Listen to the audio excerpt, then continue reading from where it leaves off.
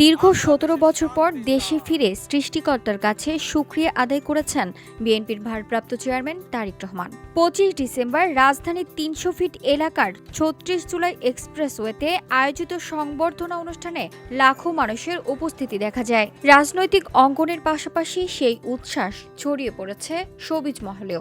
সামাজিক যোগাযোগ মাধ্যমে একের পর এক প্রতিক্রিয়া জানাচ্ছেন বিভিন্ন অঙ্গের পরিচিত মুখেরা।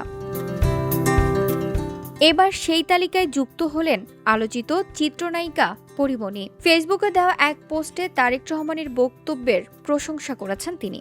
বিশেষ করে বক্তব্যের একটি লাইন তার মনে গভীরভাবে নাড়া দিয়েছে বলে উল্লেখ করেন অভিনেত্রী।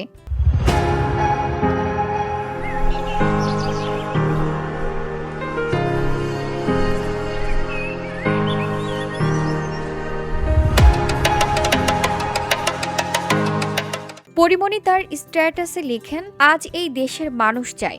যখন বললেন একদম শিরদাঁড়ায় এসে বিঁধল। কি যে এক মুগ্ধতা ছড়িয়ে পড়ল চারিদিকে। শান্তি নেমে আসুক সবার জীবনে, আর কিছু চাওয়ার নেই। তারেক রহমানের ভাষণে দেশের বর্তমান প্রেক্ষাপট, মানুষের প্রত্যাশা ও ভবিষ্যৎ ভাবনার বিষয়টি উঠে আসে। বক্তব্যে তিনি বলেন, আজ বাংলাদেশের মানুষ কথা বলার অধিকার ফিরে পেতে চায়। তারা গণতান্ত্রিক অধিকার ফিরে পেতে চায়। এদেশের মানুষ চায় যোগ্যতা অনুযায়ী ন্যায্য অধিকার। আজ আমাদের সময় এসেছে সবাই মিলে দেশ গড়ার। VOD Bangla news desk.